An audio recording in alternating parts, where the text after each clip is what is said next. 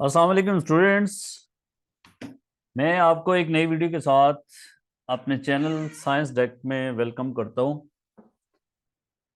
और आज की इस वीडियो में मैं आपको जो Faraday law of electromagnetic induction है उसको यूज़ करते हुए जो उसके ग्राफ्स वाले क्वेश्चन आते हैं नॉर्मली वो मैं कराऊंगा। ठीक है, पास पेपर के situations.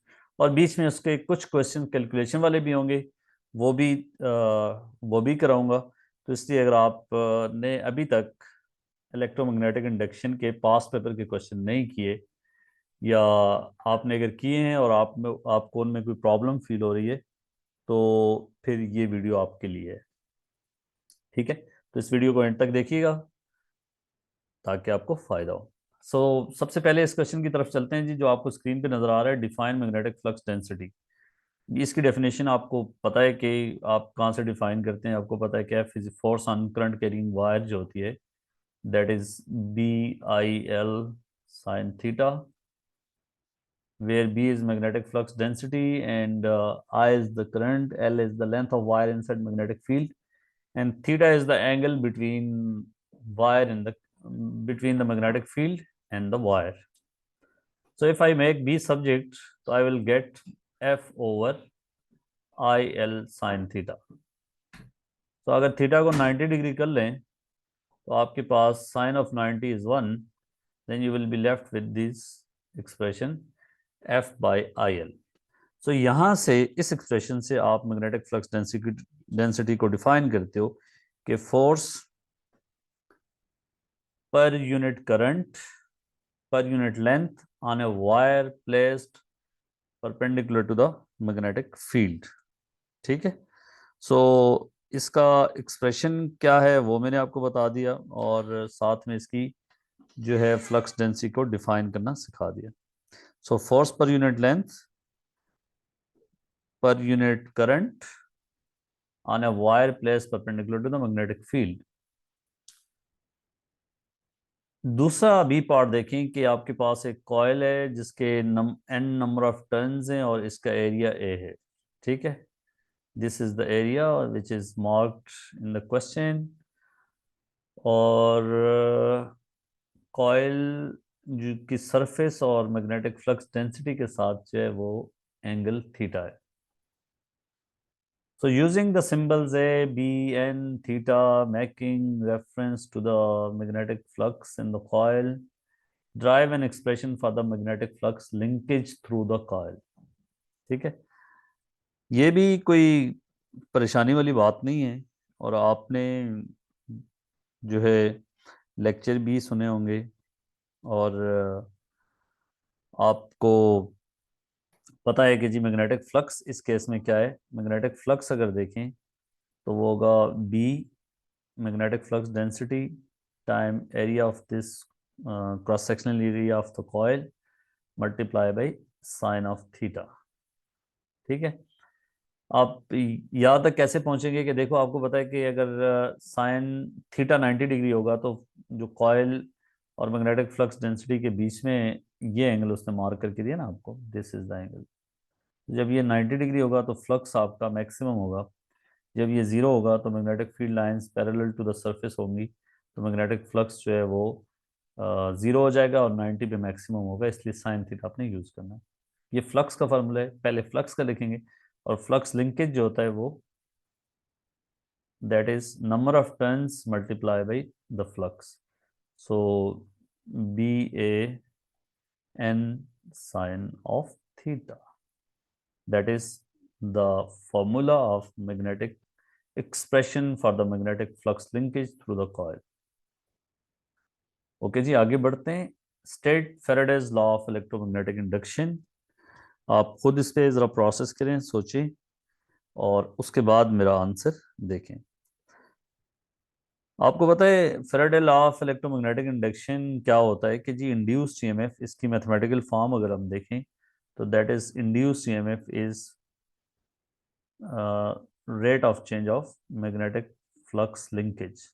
So delta is used for change, n phi is flux linkage over delta t is the change of time। तो इसको आपने जो है स्टेट करना है कि induced EMF is proportional to rate of change of magnetic flux linkage. Induced EMF is proportional to the rate of change of magnetic flux linkage. ठीक है, मैंने बोल दिया और आप वहां से नोट कर लें, लिख लेंगे। अच्छा जी, magnetic flux density in the coil is now made to vary with time T as shown. इस ग्राफ में आपको मैग्नेटिक फ्लक्स डेंसिटी और टाइम का ग्राफ दिया हुआ है। जो ये मैग्नेटिक फ्लक्स डेंसिटी है ये अब चेंज की जा रही है विद टाइम टी। तो कहा है कि sketch the variation with time T the induced EMF induced in the coil. आपको पता है जब मैग्नेटिक फ्लक्स लिंकेज चेंज होता है तो इंड्यूस्ड ईएमएफ होता है। और मैग्नेटिक फ्लक्स लिंकेज में जो है आपके पास इधर से देखें तो एन बी ए और साथ में जो है वो थीटा को फिक्स रखा गया है, साइन ऑफ थीटा अगर आप लिख भी दें। वेरिएशन किस में लाई जा रही है, जो है बी में वेरिएशन लाई जा रही है। अब देखें number of turns fixed, area fixed, sine theta fixed. तो हम इसको यहाँ से अगर इन चीज़ों को बाहर ले आएंगे इनमें कोई फर्क नहीं पड़ रहा। तो एन ए साइन थीटा और delta B divided by delta T. और आपको पता है कि लेंजेस लॉ के मुताबिक यहाँ पे इंड्यूस्ड ईएमएफ जो है उसकी डायरेक्शन हमेशा जो कॉज होता है उसको अपोज करती है। सो उसकी वजह से नेगेटिव साइन आ जाता है। तो आप देखें इस चीज़ को अगर आप देखें इट्स वेरी इंपॉर्टेंट कि अगर बाकी सारी चीज़ें सेम है तो induced EMF is proportional to the gradient of B time graph.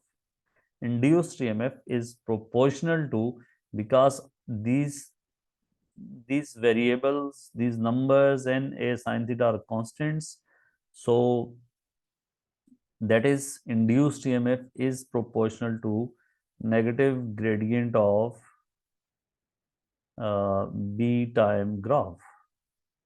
ठीक है, तो आपको जो b टाइम ग्राफ का ग्रेडियंट है उसके मुताबिक इंड्यूस्ड ईएमएफ को ड्रॉ करना है। अब अगर आप देख रहे हो तो यहां तक gradient constant, sorry gradient zero, that mean induced EMF zero होगी। ठीक है, सो इस पार्ट में इंड्यूस्ड ईएमएफ जीरो, आप इससे प्लॉट कर लें, दैट इज जीरो। उसके बाद इस पार्ट का gradient constant but the gradient is positive. जब भी स्ट्रेट लाइन इस तरह होगी तो स्लोपिंग अप होगी तो उसका ग्रेडियंट पॉजिटिव, और अगर ग्रेडियंट पॉजिटिव है तो और ग्रेडियंट कांस्टेंट है that mean induced EMF constant होगी इस दौरान। इस पार्ट में यहाँ से लेके यहाँ तक induced EMF will be constant, और वो ग्रेडियंट के ग्रेडियंट अगर आपका पॉजिटिव है तो वो नेगेटिव होगी। सो इस दौरान इसकी वैल्यू, कांस्टेंट वैल्यू को कैसे शो करते हैं, ये कांस्टेंट वैल्यू यहाँ से यहाँ तक दैट इज कांस्टेंट। अब आप सोच रहे हो कि वाई नेगेटिव, तो मैंने पहले बता दिया इस नेगेटिव साइन की वजह से जो है इंड्यूस्ड ईएमएफ अगर ग्रेडियंट के साइन के अपोजिट होगी। If the gradient is positive induced EMF is negative, if the gradient is negative induced EMF is positive. तो चलते हैं अगले पार्ट की तरफ कि यहाँ पे क्या हो रहा है। यहाँ पे स्ट्रेट लाइन है, ग्रेडियंट कांस्टेंट है but the gradient is negative. So if the gradient is negative induced EMF will B positive. और अगर आप इस लाइन को इससे कंपेयर करें तो इस बाद वाली का ग्रेडियंट जो है वो ग्रेटर है। ठीक है, तो दैट मीन कि इस दौरान इंड्यूस्ड ईएमएफ की वैल्यू कांस्टेंट होगी, पॉजिटिव होगी, but it must be greater than, इसका भी नंबर होगा कि that is greater than which value, previous gradient। सही हो गया, मतलब इधर इसकी वैल्यू जो भी आई ये वैल्यू उससे ज्यादा होनी चाहिए। वो कहाँ से नजर आ रहा है, वो ग्रेडियंट से नजर आ रहा है। तो इंड्यूस्ड ईएमएफ की वेरिएशन इस ग्राफ को देखते हुए ऐसे होगी। अच्छा, आप ये भी साथ साथ बताता जाऊं कि अगर इसमें मैग्नेटिक फ्लक्स डेंसिटी को सेम रखता और किसी तरीके से करंट को वेरी कर रहा हो, सॉरी, इसके नंबर ऑफ टर्न्स को वेरी कर रहा होता किसी भी वजह से, तो फिर उसके साथ उसकी वेरिएशन देखते। या अगर थीटा को वेरी कर रहा है, ठीक है, तो उसके साथ भी इंड्यूस्ड ईएमएफ क्या होता, या वो बन रहा होता। तो आपने इस सिचुएशन के मुताबिक चीज़ों को लेके जाना है। तो ये 3 मार्क्स में। लेकिन गुड न्यूज़ ये है कि कैम्ब्रिज में समटाइम ये नहीं देखते कि अगर यहाँ पे ग्रेडियंट पॉजिटिव है, आपने नेगेटिव नहीं भी लगाया, यहाँ पे साइन की गलती भी कर दी, यहाँ पे पॉजिटिव ड्रा कर दिया और इधर नेगेटिव कर दिया, फिर भी आपको नंबर मिल जाएंगे। लेकिन ये कंप्लीट बात है, इसमें अब कोई कमी नहीं है। तो इसलिए आई विल रिकमेंड कि आप इस तरह ही इसको लिखें। ठीक हो गया। सो चलते हैं अगले क्वेश्चन की तरफ। मैंने आपको बोला था कि मैं सिर्फ ग्राफ वाले क्वेश्चन कराऊंगा, बाकी ये क्वेश्चंस अगर आपको खुद से करने हैं तो आप इनको इनकी स्क्रीनशॉट लें, वीडियो को स्टॉप करके आप इन क्वेश्चंस को कर सकते हैं कि इसमें क्या हो रहा है। अच्छा जी, ओके जी। सो इस क्वेश्चन पे चलते हैं। Very interesting question. A small coil of wire is situated in a non-uniform magnetic field. So B is not constant as shown। और इस कॉइल के नंबर ऑफ टर्न्स हैं भैया 40, और नॉन यूनिफॉर्म मैग्नेटिक फील्ड में कांस्टेंट वेलोसिटी से P से आगे की तरफ मूव कर रहे हैं इसको। ठीक है। और क्या क्या डेटा गिवन है, नंबर ऑफ टर्न्स इसके गिवन है, ये इसको अंडरलाइन कर लें, और वेरिएशन मैग्नेटिक फ्लक्स के साथ दिए हुए। ये सिंबल ज़रा माजरत के साथ टॉपिकल में यहाँ पे थोड़ा चेंज हो गया। तो on vertical axis you have magnetic flux and on horizontal axis you have this displacement. Okay जी। So the coil is moved at constant speed between point P and the point where x is 3। So यहाँ से लेके इसको move किया जाता है कहाँ तक, जब x 3 हो जाता है, 3 सेंटीमीटर। सो करना है क्या भैया, calculate the change in magnetic flux linkage. अच्छा जी, वर्टिकल एक्सिस पे आपको फ्लक्स दिया है, हॉरिजॉन्टल एक्सिस पे आपको एक्स दिया है। फ्लक्स लिंकेज, अगर फ्लक्स चेंज हो रहा है 5 से कहाँ हो रहा है, 3 सेंटीमीटर तक। फ्लक्स 5 टाइम 10⁻⁻6 से चेंज हो रहा है 3 टाइम 10⁻⁻6। यहाँ से आप नोट कर लें कि यहाँ फ्लक्स था 5 और यहाँ पे फ्लक्स है 3। So flux changes from 5 to 3. That mean के change in flux linkage will be, flux के साथ number of turn से multiply कर दो तो you will get flux linkage। जैसा कि ऊपर मैंने आपको बता दिया है कि flux linkage कैसे find करते हैं। सो इसलिए जो है ये कोई प्रॉब्लमेटिक बात नहीं है, और आप वीडियो को स्टॉप करके खुद करने की ट्राई करें। ठीक है। सो आई होप कि आपने कर ली होगी। अब चेंज इन फ्लक्स लिंकेज जो होगी वो number of turns time change in flux. ठीक है। और फ्लक्स चेंज हो रहा है आपका भैयो बहनों, फ्लक्स जो चेंज हो रहा है वो आपका 5 से 3 हो रहा है। So change in flux will be number of turns से मल्टीप्लाई कर दो। They are how many turns, they are 40 turns. So 40 multiply by the flux change, और that is 5। 10⁻⁻6 को कॉमन भी रख सकते हो, 5 - 3 टाइम 10⁻⁻6 वेबर। सो इसकी यूनिट भी फ्लक्स लिंकेज और फ्लक्स की यूनिट वही होती है। अच्छा, दूसरी बात, the EMF induced in the coil is, और ये याद रखना कि ये for distance up to 3 centimetre की बात हो रही है।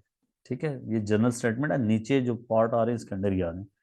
इंड्यूस्ड ईएमएफ कितनी प्रोड्यूस हो रही है, इंड्यूस हो रही है 5 time 10⁻⁻4 volt. Determine the speed of the coil. हम एग्जामिनर की ये ख्वाहिश भी पूरी कर लेते हैं कि स्पीड कैसे फाइंड करोगे। अच्छा जी, सबसे पहले इस बात का अगर आंसर निकाला जाए ऊपर वाले का, तो ये आपके पास बनता है 8.0 टाइम 10⁻⁵। अब हमें इंड्यूस्ड ईएमएफ दिया है, स्पीड हमने फाइंड करनी है, डिस्टेंस हमें पता है, आपको पता है speed is distance over time. ठीक है, डिस्टेंस तो मुझे पता है कि 3 उसने सेंटीमीटर कवर किया, और टाइम अब मुझे चाहिए, और टाइम कैसे कहाँ से मिलेगा? टाइम के लिए मुझे फिर, चूंकि उसने इंड्यूस्ड ईएमएफ की वैल्यू दे दी, तो इंड्यू अब मुझे लिंक करना पड़ेगा फैराडे लॉ के साथ कि इंड्यूस्ड ईएमएफ क्या होता था। Induced EMF is rate of change of flux linkage. So induced EMF मुझे पता है, दैट इज 5 टाइम 10⁻⁴, और चेंज ऑफ फ्लक्स मुझे पता है linkage, that is 8 time 10⁻⁵ divided by time पता चलना है। इस इक्वेशन से आपको टाइम मिल जाएगा, और इस टाइम को आपने, अच्छा सिग्निफिकेंट फिगर का मैंने ऑलरेडी आपको बता दिया कि डेटा को देखते हैं और डेटा के हिसाब से least number of significant figures को यूज वो करते हैं। तो ऊपर वाले क्वेश्चन में मैंने 2 सिग्निफिकेंट फिगर इसकी इसलिए रखी हैं कि आप देखें इसमें जो यूज हो रहा है यहाँ पे, डेटा जो गिवन है वो आपको 2 सिग्निफिकेंट फिगर में गिवन है। अच्छा जी, इससे जो टाइम आप निकाल लोगे ना बच्चों, टाइम आपके पास आ जाएगा 8 into 10⁻⁵ over 5 time 10⁻⁴, so answer is 0.16 second. अच्छा, टाइम अब आ गया, वेलोसिटी निकालना तो मसला ही नहीं है सर। वेलोसिटी के लिए होगा डिस्टेंस कितना कवर किया है, जरा ख्याल रखना भैया कि ये डिस्टेंस सेंटीमीटर में है, इसको मीटर में कन्वर्ट करना है। 10⁻⁻² ओवर टाइम इज 0.16। सो ये जब आप कर लोगे ना बच्चों, तो आपके पास आता है, राउंड ऑफ कर लेंगे 2 सिग्निफिकेंट फिगर में, तो ये वैसे 0.188 आता है, तो 2 सिग्निफिकेंट फिगर में दिस इज 0.19 मीटर पर सेकेंड, ये स्पीड थी कॉइल की। ठीक है, तो ये दो नंबर आपके पक्के हो गए। उसके बाद है जी, जैसा कि मैंने बताया कि इंड्यूस्ड ईएमएफ जो कॉइल में बन रही है उसका ग्राफ बनाना है विद एक्स। ठीक है, अच्छा, अब ऊपर वाले ग्राफ में और इसमें ये फर्क है कि ऊपर था एक्स जो मैग्नेटिक फ्लक्स वर्सेस टाइम का ग्राफ था। ठीक है, यहाँ पे मैग्नेटिक फ्लक्स वर्सेस डिस्प्लेसमेंट का ग्राफ है, और डिस्प्लेसमेंट को हम लिख सकते हैं that is v into T. जब कांस्टेंट वेलोसिटी से बात हो रही है तो displacement is proportional to time. ठीक है, if displacement is proportional to time, तो इसका ग्रेडियंट यहाँ पे ना इस ग्राफ का होगा भैया, gradient is flux change in flux divided by delta x. So if x is proportional to time, तो ग्रेडियंट हम कहेंगे gradient is proportional to induced EMF. Delta phi और डेल्टा टी आ जाएगा, वी तो कांस्टेंट है, तो हम ये लिख सकते हैं डेल्टा फाइव, और एक्स की जगह हम लिख सकते हैं वी टी, वी चूंकि कांस्टेंट है, so delta five is, constant को उठा के बाहर फेंक दें तो ये आपके पास बन जाता है डेल्टा टी। तो that is the induced EMF. ठीक है, so induced EMF is proportional to gradient, gradient के साथ ये v आके इधर मल्टीप्लाई हो जाएगा, तो इंड्यूस्ड ईएमएफ ग्रेडियंट की प्रोपोर्शनल है।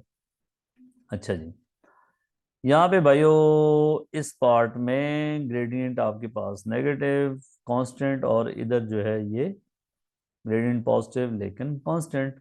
तो दैट मीन का हमें ये बात तो बड़े क्लियरली पता चल गई कि 3 सेंटीमीटर तक इंड्यूस्ड ईएमएफ कांस्टेंट होगा, और 3 से 6 तक भी कांस्टेंट होगा, लेकिन उसका ग्रेडियंट ज़्यादा है, सो वैल्यू ज़्यादा होगी। ठीक है, सो अब आपने इस चीज़ को इसी तरह ही प्लॉट करना है कि इंड्यूस्ड ईएमएफ इज, यहाँ पे क्या है, induced EMF is proportional to the negative gradient. वजह यह है कि यहाँ पे आप देखें कि gradient is delta phi over delta x. So x की जगह मैंने वी टी डाल दिया है। सो इंड्यूस्ड ईएमएफ जो है आपके पास प्रोपोर्शनल हो जाएगा ग्रेडियंट के। सो ये चीज़ अब आप प्लॉट कर लें कि कांस्टेंट नॉन ज़ीरो वैल्यू आपके पास आनी चाहिए 0 से 3 तक, और that gradient is negative so the value must be positive। लेकिन इस चीज को मैंने फिर बोला कि इस चीज के नंबर नहीं काटता, और आगे जो है वो वैल्यू को थोड़ा सा बड़ा शो करना है भाइयों। ये इस तरह, ठीक है। तो यहाँ तक पॉजिटिव वैल्यू, यहाँ तक नेगेटिव वैल्यू और कांस्टेंट है, तो इसलिए जो है इसका आपके पास ये वेरिएशन होगी। अब अगर आप इसका फॉर एग्जांपल क्वेश्चन नंबर 6 की मार्किंग स्कीम आपको दिखा दूं, आपको थोड़ी सी तसल्ली हो जाएगी कि क्वेश्चन नंबर 6, ये देखें, change in flux linkage is this, ठीक हो गया। टाइम टेकन, और देखें स्पीड इज 0.188, या ये भी एक्सेप्टेबल है। और उसके बाद एक constant non zero value of E from 0 to 3 and a different constant non-zero value from of e from 3 to 6, e from 3 to 6 has the opposite sign to and a larger value than e from this, ठीक है। सो ये इस बात के number है कि sign जो है आपका अपोजिट होना चाहिए, बाकी जो है आपने रखना कांस्टेंट है, ठीक हो गया।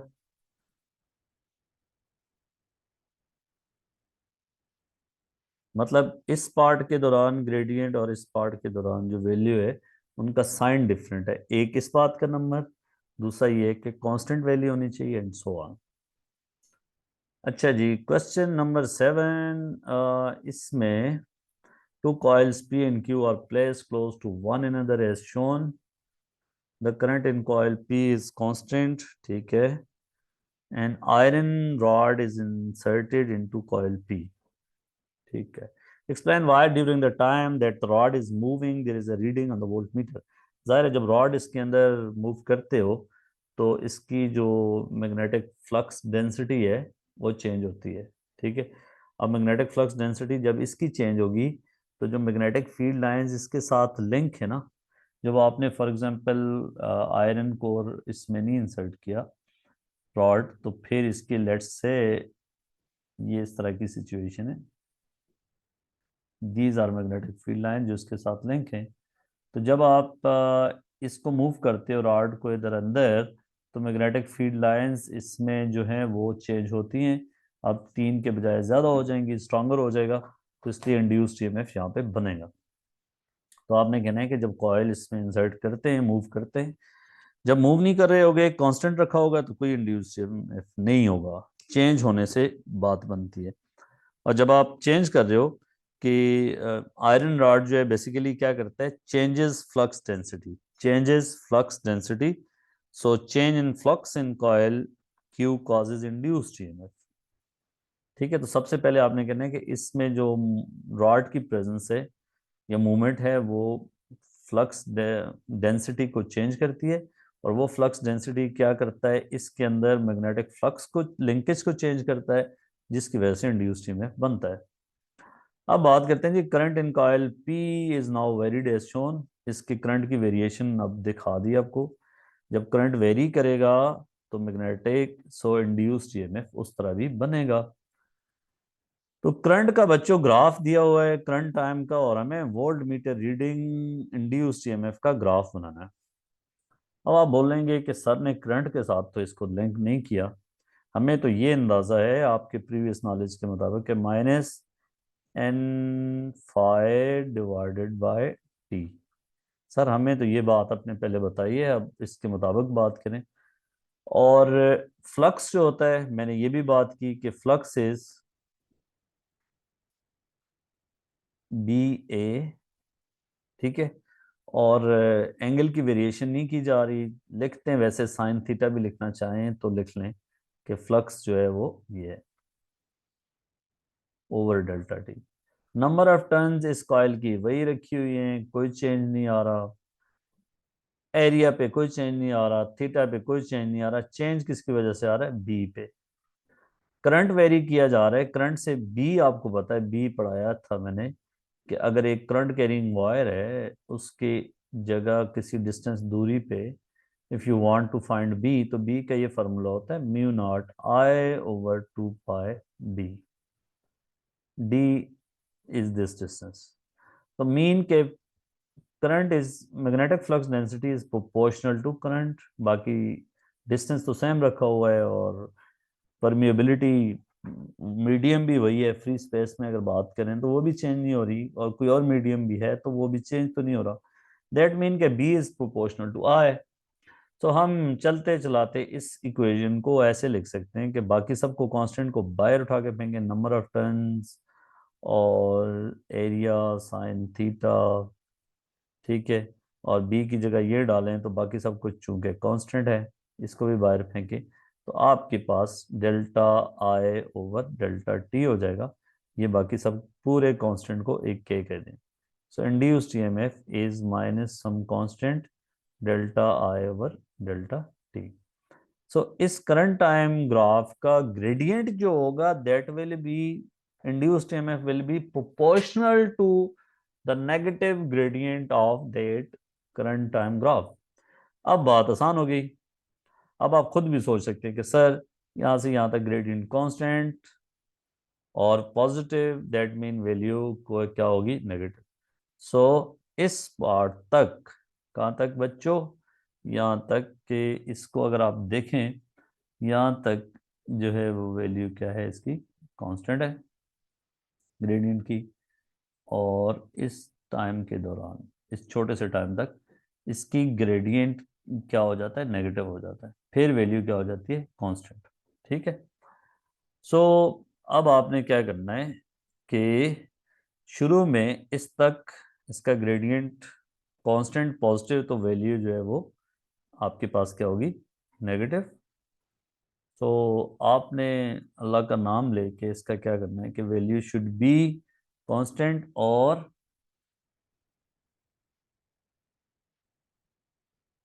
ये T1 से थोड़ा सा पहले, अगर आप देखें ना T1 इज दिस टाइम, इससे थोड़ा सा पहले यहां तक ये। फिर आप देखें कि इस पार्ट का ग्रेडियंट, अगर आप इस चीज को गौर कर रहे हो, खुद सोचें आप, इस पार्ट का ग्रेडियंट कांस्टेंट है बहुत ज्यादा ग्रेडियंट मैग्नीट्यूड इसका इसकी निस्बतन, लेकिन वैल्यू जो है वो नेगेटिव है। दैट मीन के इस दौरान जो है इंड्यूस्ड ईएमएफ की वैल्यू पॉजिटिव होगी, और काफ़ी ज़्यादा बड़ी वैल्यू होगी। एक छोटी सी ऐसे स्पाइक सी शो कर देंगे आप। अब आगे क्या हुआ? आगे यहाँ पे है कि वैल्यू इस दौरान जो है वो कांस्टेंट है। So current constant mean no change in current, gradient is zero, so induced EMF will be zero. तो फिर आपके पास यहाँ से यहाँ तक this value is zero. So this is how you will draw the graph of induced EMF if you are given current graph। और previous situation में आपको क्या given था? मैग्नेटिक जो है फ्लक्स का ग्राफ गिवन था, और इससे पिछली सिचुएशन में जब हम बात कर रहे थे तो बी का ग्राफ गिवन था। तो अगर अभी तक की बातों को कंक्लूड करें तो बी के प्रोपोर्शनल है, अगर सारी चीजें कांस्टेंट रखें तो gradient is induced EMF is proportional to the gradient of b time graph. अगर बाकी सब कुछ चेंज नहीं हो रहा, induced EMF is proportional to the gradient of i time graph, बाकी सेम रह रहा है। induced EMF is proportional to the, अगर आप करंट भी आपने gradient of phi time graph या एन फाई टाइम ग्राफ, बस माइनस साइन लगा दें, आपको खुद अंदाजा हो गया। ठीक है। ओके बच्चों, सो एक क्वेश्चन और करा देता हूँ यार, ये भी देख लें, ये बल्कि आपने खुद ज़रा ट्राई करने होंगे। अब मैं एक क्वेश्चन आपको दिखाता हूँ, इसको क्वेश्चन नंबर 8 को पढ़ें और ख़ुद ट्राई करें, इसका ए, बी और सी पार्ट करें। आई होप आपने ट्राई कर लिया होगा, और अगर आप कर चुके हैं और आपने आंसर्स को वेरीफाई करना चाह रहे हैं तो फिर इस वीडियो को आगे देख लें। State Faraday law of electromagnetic induction पहले बात कर चुका है। Induced EMF is proportional to the rate of change of magnetic flux linkage. इसमें क्या हो रहा है, बी पार्ट में आप देखें यहाँ पे एक करंट कैरिंग कॉयल है और इसके अंदर एक दूसरी कॉयल सी रखी हुई है, ठीक है, जिसके टर्न्स हैं 85, और cross section diameter of the coil जो है दोनों का वो है 3.2 सेंटीमीटर। यहाँ पे देख लिया आपने, the magnetic flux density in Tesla is given by at the centre of the solenoid is given by this expression, so that is mu naught, अच्छा बच्चों, सो पाई 10⁻³ टाइम आई, ठीक है, दैट इज प्रोपोर्शनल, और ये बाकी कांस्टेंट है पाई 10⁻³ show that for the current of this 2.8 ampere in the solenoid the magnetic flux linkage in coil C is this। बड़े आराम से आप प्रूव कर सकते हैं, मैग्नेटिक फ्लक्स लिंकेज होता है N और साथ में मैग्नेटिक फ्लक्स, और फ्लक्स जो है वो BA होगा, ठीक है।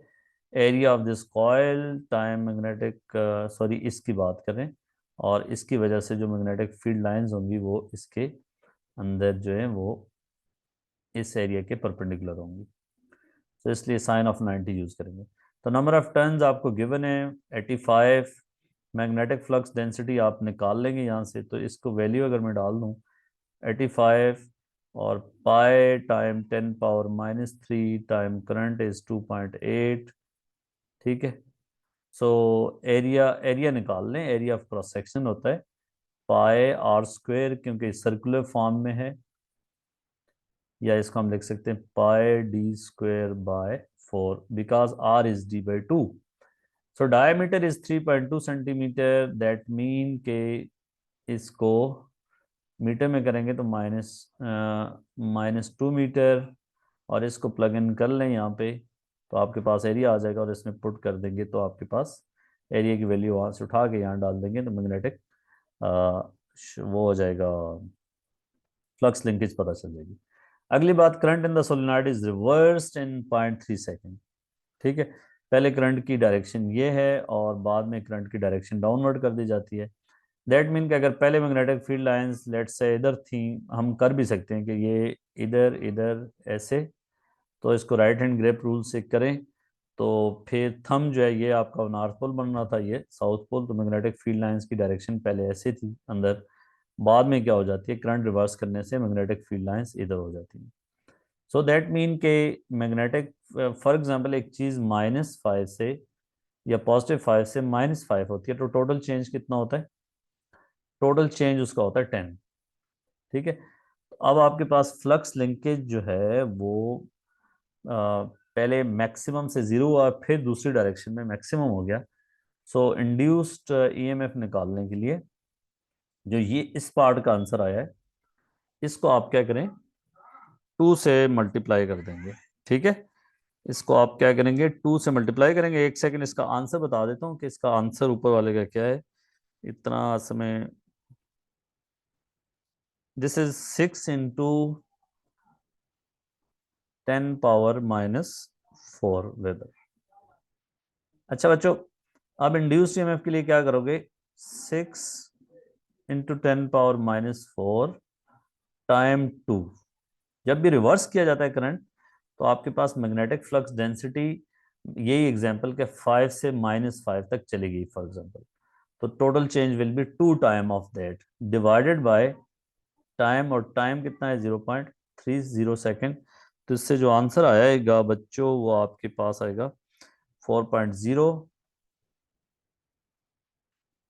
और अच्छा, इसने आपके पास यहाँ पे एक इम्पॉर्टेंट चीज़ ये है कि यहाँ पे उसने बात की है मिली वोल्ट में, ठीक है। अगर आपने मैग्नेटिक फ्लक्स डेंसिटी, तो आप ऑलरेडी आपको करंट एम्पेयर में दिया हुआ है, और जो है एरिया आपके पास सेंटीमीटर से मीटर स्क्वायर में आप चले गए हैं, तो आपके पास ये चीज़ वोल्ट में आएगी, और वोल्ट से फिर मिली वोल्ट में जब आप इसको कन्वर्ट करेंगे तो आपके पास 4.0 मिली वोल्ट आ जाएगा। ठीक है, तो ये जो मैंने आपको आंसर दिया है that is in volt. Volt में आपके पास क्या आएगा, और दैट इज 0.004 वोल्ट, इसका आंसर ये आएगा। But you have to convert into millivolt, that is 4.0 time 10⁻³ so 4 millivolt इसका होगा।